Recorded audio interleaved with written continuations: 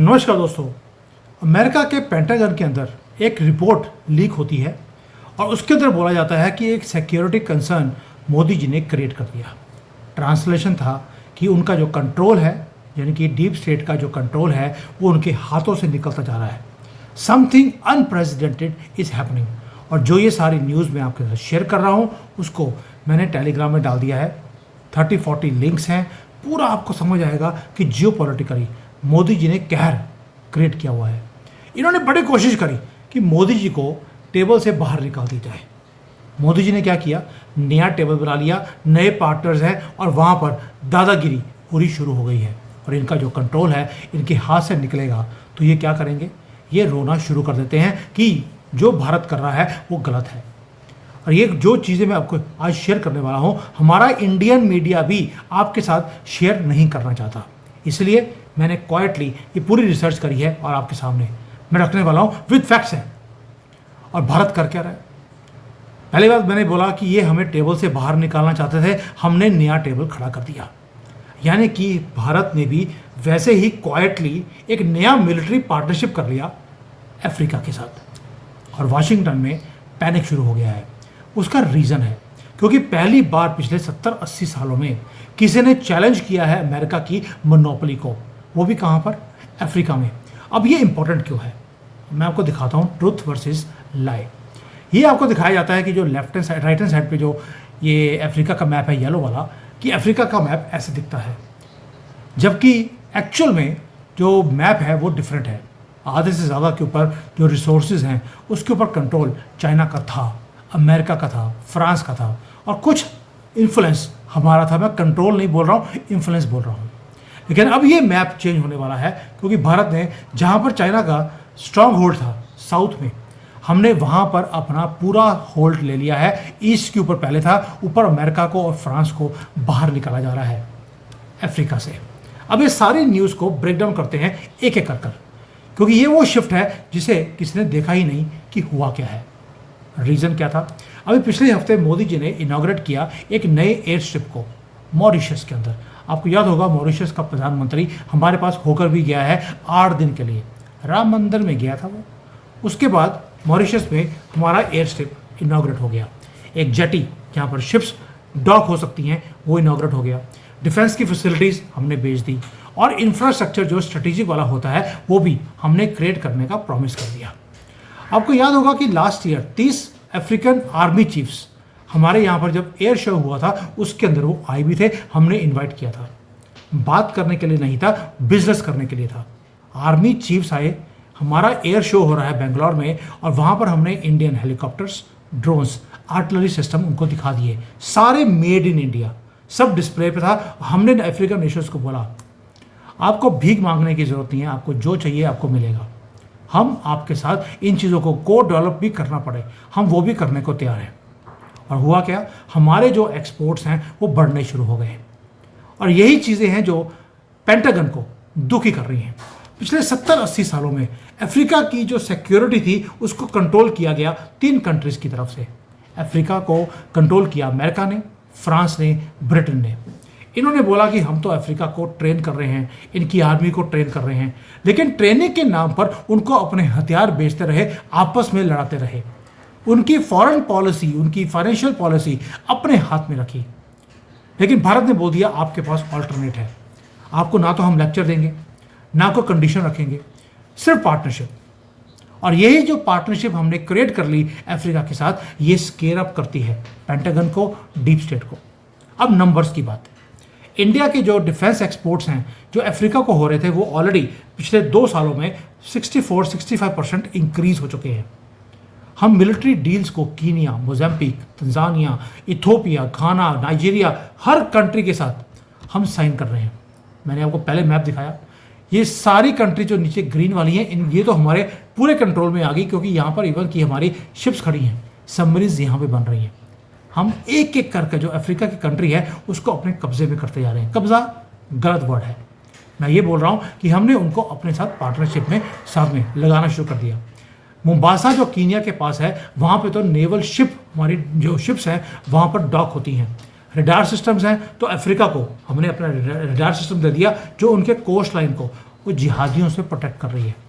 हमारे जो ड्रोन्स हैं उनके बॉर्डर्स को प्रोटेक्ट कर रहे हैं। और अफ्रीका को हमें कोई पे करने की ज़रूरत नहीं है, ना उनको कोई हम उधार दे रहे हैं, ना कोई हम डेट ट्रैप में फंसा रहे हैं, कुछ भी नहीं। बस उनको बोल दिया आप हमारे से हथियार खरीद रहे हैं, ये काम कीजिए, आप जो भारत का सामान आप खरीद रहे हैं आपके पास जो है बेचने के लिए वो हमें बेच दीजिए। तो अफ्रीका के पास जैसे रॉ मटेरियल्स हैं, रबर है, स्टील है, कॉपर है, गोल्ड है, उन्होंने हमें डायरेक्टली बेचना शुरू कर दिया। एक तो अफ्रीका को कोई लोन लेने की ज़रूरत नहीं है और हमने कोई स्ट्रिंग्स अटैच ही नहीं किए जैसे चाइना करता है या वेस्टर्न पावर्स करती हैं। मोदी जी का मास्टर प्लान बिल्कुल क्लियर है। भाई आपको हथियार चाहिए, हम देंगे। आत्मनिर्भर भारत हम कर रहे हैं, अब आत्मनिर्भर भारत को इंटरनेशनल करना है। वोकल फॉर लोकल शुरू हो गया है। We are not selling defence equipment. हम अफ्रीकन के लोग जो कंट्रीज हैं उनको ट्रेन भी कर रहे हैं, उनके ऑफिसर्स को ट्रेन कर रहे हैं, साइबर डिफेंस सिस्टम उनको दे रहे हैं। हम उन्हें स्कॉलरशिप दे रहे हैं उनके बच्चों को कि आप आइए भारत में इंजीनियरिंग सीखिए। बेंगलोर में, हैदराबाद में, पुणे में पूरा एक साउथ सिक्योरिटी नेटवर्क, ये जो मैंने दिखाया पहले आपको, ये पूरा एक लाइन है जो हमने खड़ी कर दी, डॉटेड वाली पूरे यहाँ पर एक लाइन खड़ी कर दी। किसी और की दादागिरी अब सहन ही नहीं होगी, पूरा नेटवर्क। और जो डेवलपिंग नेशंस हैं उनको बोल दिया let us help each other. तुम्हें भी एक्सप्लॉइट किया गया, हमें भी एक्सप्लॉइट किया गया, लेकिन हम आपस में एक दूसरे की हेल्प करेंगे तो हम एक्सप्लॉइट नहीं होंगे। और अब अफ्रीका को या भारत को वेस्ट की परमिशन लेने की ज़रूरत नहीं है। हम हथियार कहाँ से लें, IMF से पैसा मिलेगा नहीं मिलेगा, कोई ज़रूरत ही नहीं है। आपके पास जो बेचने के लिए है हमें बेचिए, जो हमारे पास है हम बेचेंगे। मैंने पहले बोला आपको कि पूरा मैप जब आप अफ्रीका का देखते हैं, कोई भी कंट्री ले लीजिए, नॉर्थ साउथ ईस्ट वेस्ट, सारे आपके कदमों में हैं। और वेस्ट ने बोलना शुरू कर दिया। मोदी जी ने एक ऐसा शील्ड अफ्रीका के दिमाग के ऊपर डाल दिया है, उन्हें भारत के सिवाय कोई दिखता ही नहीं है। लॉजिस्टिक्स का हब हम बना रहे हैं, रिफ्यूलिंग स्टेशंस हमने क्रिएट कर दिए, इवन की लिसनिंग पोस्ट का मतलब होता है कि जब किसी की भी शिप, किसी की सबमरीन उस पानी में से निकलेगी, we will come to know first. ये है, हम ना तो अफ्रीका को इन्वेट कर रहे हैं, हम उन्हें प्रोटेक्ट करने की पूरी प्लानिंग, पूरी स्ट्रेटजी उनको देते जा रहे हैं। और मैंने शुरू में बोला था आपको पेंटागन की पेंटें लीक हो रही हैं, सिक्योरिटी कंसर्न बोल दिया कि मोदी को रोकना अब असंभव है, जितना आगे वो निकल गए हैं। सारे के सारे अफ्रीकन कंट्रीज आपके साथ। और अमेरिका का जो ये ओरिजिनल मैप दिखाया था, पूरा इनका दबदबा था नॉर्थ में, खत्म। और इसीलिए वहाँ पर उन्होंने ट्रंप को बोला है डोंट टेक पंगा, क्योंकि जितना पंगा आप लेते जा रहे हो, चाइना के साथ ऑलरेडी दोस्ती कर ली है, अफ्रीका को अपने पाले में कर लिया है, लैटिन अमेरिका ऑलरेडी मोदी का भक्त है। पैसिफिक में उन्होंने, अमेरिका ने अपना दबदबा क्रिएट करने की कोशिश करी, वहाँ मोदी जी पहुँच गए, उनके प्रेसिडेंट मोदी जी के पैरों को हाथ लगा रहे हैं। क्या है, दुनिया समझती नहीं है कि हो क्या रहा है, और इसलिए वॉशिंगटन वरिड है। लेकिन दोस्तों, अब भारत अगर मिलिट्री बेसिस को अफ्रीका में कंट्रोल बना रहा है या हम अपने हथियार बेच रहे हैं, तो वॉशिंगटन में या पेंटागन में उनके पेट में दर्द क्यों हो रहा है? उसका रीज़न है ये 54 कंट्रीज, ये उनके कंट्रोल से बाहर निकल रहे हैं। वेस्ट ने जो भी चीज़ फीड करने की कोशिश करी, जो भी स्टोरी, जो भी नैरेटिव, वो उनके कंट्रोल से वो बाहर निकल रहे हैं। और वेस्ट ने हमेशा अफ्रीका को अपना एक जिसको बोलते हैं कि अपना नौकर समझ के उनको रखा। अफ्रीका की हर पॉलिसी को वेस्ट डिसाइड करता था, और आज उनका जो इन्फ्लुएंस है वेस्ट का, वो खत्म होता जा रहा है। भारत और अफ्रीका दोनों रीराइट कर रहे हैं एक स्क्रिप्ट को, and they are working together. साथ में एक काम और हो गया, भाई मोदी जी एक ही काम करेंगे ऐसा हो नहीं सकता।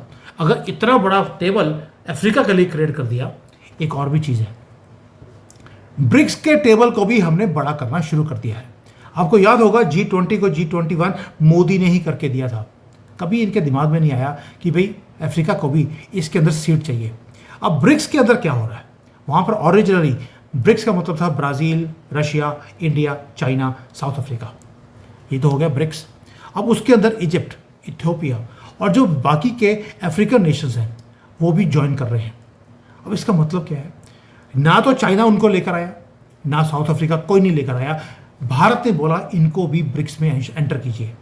अब जब उनका डिफेंस इकोसिस्टम जब बनाना होगा, तो उनको अमेरिका से, फ्रांस से या नेटो से अपना सामान खरीदने की ज़रूरत नहीं है। वो सीधा, ना ही उनको पेंटागन से अप्रूवल लेने की जरूरत है। भारत से दोस्ती है, भारत से प्लानिंग हो गई है, हमारे से सामान खरीदना उन्होंने पसंद किया है, इसलिए ब्रिक्स में उनकी एंट्री हो रही है। भारत ब्रिज बनता जा रहा है सारी ब्रिक्स के अंदर, और अफ्रीका फ्रंट रनर है उसके अंदर, और दोनों मिलकर बिल्ड कर रहे हैं कुछ ऐसी चीज़ जो वेस्ट की दादागिरी को खत्म कर रहे हैं। और वेस्ट ने कभी सोचा नहीं था कि हमने मोदी को टेबल पे बैठने नहीं दिया और मोदी नया टेबल खड़ा कर लेंगे, ऑल्टरनेट वर्ल्ड ऑर्डर। और इन्होंने अब जब ये मोदी को ट्राई करेंगे अभी रोकने की, मैं पहले बोल रहा हूँ रास्ता आसान नहीं है। रास्ता इसलिए बोल रहा हूँ क्योंकि प्ले बुक वेस्ट का सिंपल है। आपके ऊपर सैंक्शंस लगाए जाएंगे, आपके खिलाफ प्रोपेगेंडा किया जाएगा, राहुल गांधी जैसे लोगों को यूज़ किया जाएगा आपके ऊपर प्रेशर डालने के लिए। अफ्रीका के ऊपर भी यही होगा, वहाँ पर भी प्रेशर डाला जाएगा। और क्या बोला है उन्होंने, बोल दिया जो ये कोऑपरेशन है भारत का अफ्रीका का, ये पूरे रीजन को डिस्टेबलाइज कर देगा। उन्होंने अफ्रीकन कंट्रीज को भी वार्न करना शुरू कर दिया कि अगर आप भारत के साथ रिलेशनशिप बनाएंगे तो आपका जो मिलिट्री इम्बैलेंस है आपस की कंट्री का, वो शुरू हो जाएगा। यानी कि वेस्ट ने, जिन्होंने 34 से ज़्यादा मिलिट्री बेसिस पूरे अफ्रीका में बनाए हुए हैं, आज बोल रहे हैं कि अगर भारत के यहाँ बेस बनेगा तो एग्रेशन शुरू हो जाएगा। आयरनी देखिए आप कितनी ज़्यादा है, इतना दर्द है, इतना डर है मोदी से। लेकिन वो ये चीज़ नहीं समझ रहे, अफ्रीका को भी इन्होंने तंग किया कॉलोनाइजेशन के नाम पर, भारत को भी कॉलोनाइजेशन के चक्कर 200 साल हमें एक्सप्लॉइट किया। दोनों ने इंडिपेंडेंस ली, अफ्रीका ने भी भारत ने भी, इसी वेस्ट से। और दोनों ने अब वेस्टर्न इंटरफेरेंस को कंप्लीटली रिजेक्ट करना शुरू कर दिया है। दोनों ने रिफ्यूज कर दिया कि अब हम नहीं सुनेंगे कि हमें कहाँ से क्या करना है, क्या नहीं करना। आपको याद होगा 2025 में जब अफ्रीकन यूनियन की समिट हुई थी, वेस्ट एक अफ्रीकन मिनिस्टर थे, उन्होंने बोला कि जब हम अपनी दोस्ती भारत से कर रहे हैं, आप बोलते हैं मिलिटराइजेशन है ये। हम बोल रहे हैं ये मिलिटराइजेशन नहीं, ये सेल्फ डिटर्मिनेशन है। हम वेस्ट के चंगुल से अब हम फ्री होना चाहते हैं। लाइन उनकी वायरल हो गई थी जब उन्होंने बोला ये मिलिटराइजेशन नहीं, सेल्फ डिटर्मिनेशन है।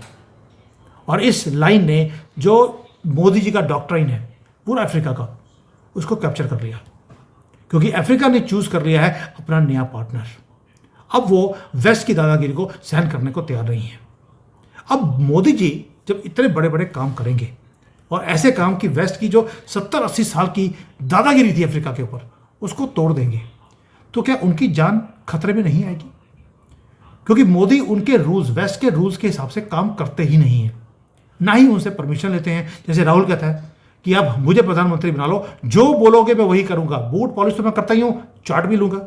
राहुल गांधी को फर्क नहीं पड़ता ना मोदी। और मोदी क्या करते हैं, ना परमिशन लेते हैं, ना उनके अप्रूवल की वेट करते हैं, सिंपली गए, जप्फी डाली और पार्टनरशिप बिल्ड कर ली, based on respect, not based on control. और ये चीज़ अफ्रीका को अच्छी लगती है।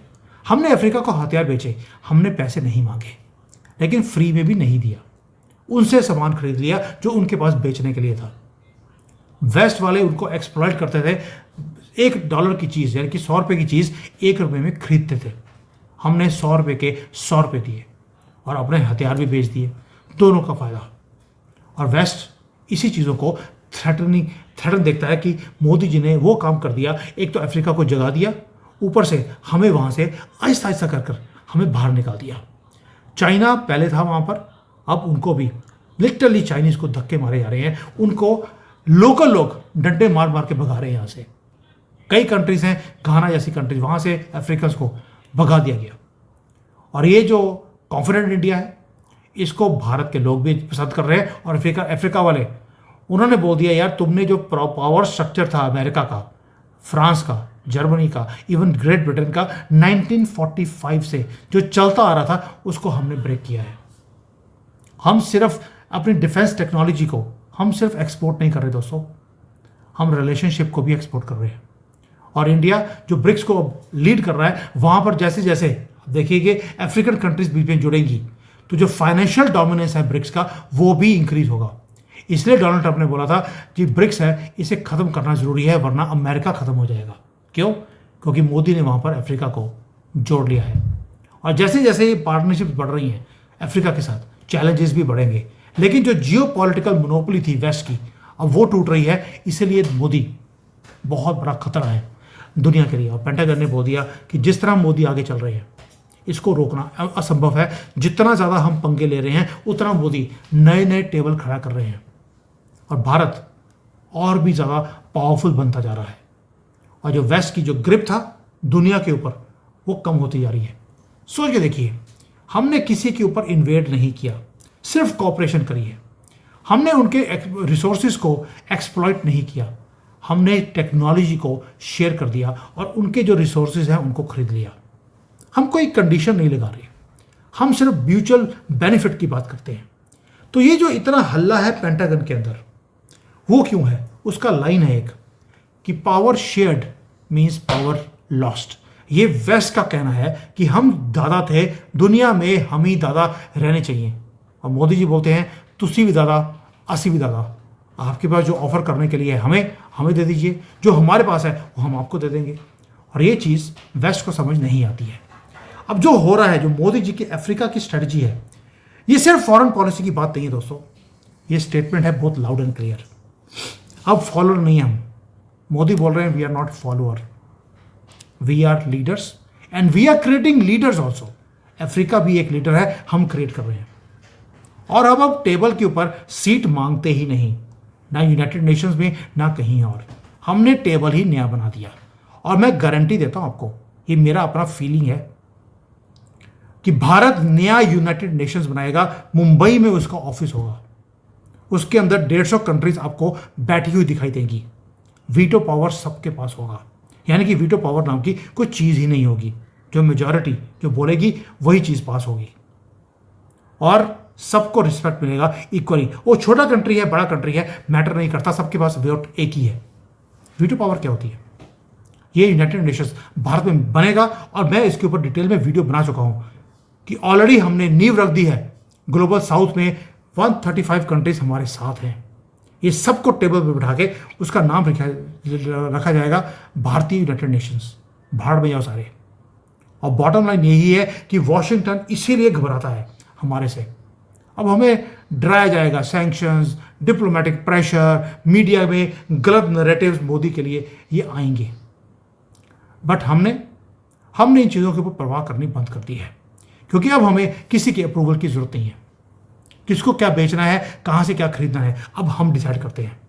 क्योंकि दुनिया चेंज हो रही है, पुरानी पावर्स खत्म होती जा रही हैं, नए एक्सिस, नए पोल जियो पॉलिटिक्स के वो बनते जा रहे हैं।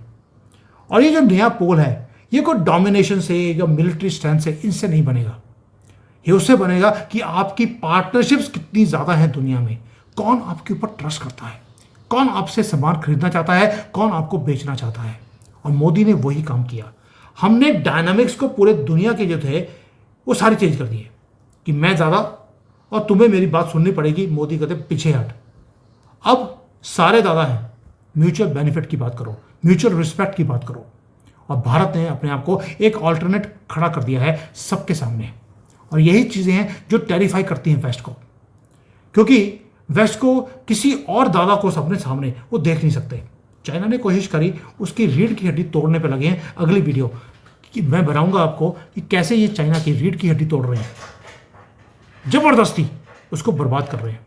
ठीक है, चाइना भी गलतियां करता है, बट ये जो वेस्टर्न पावर्स हैं ये किसी और को सामने खड़ा देख ही नहीं सकते।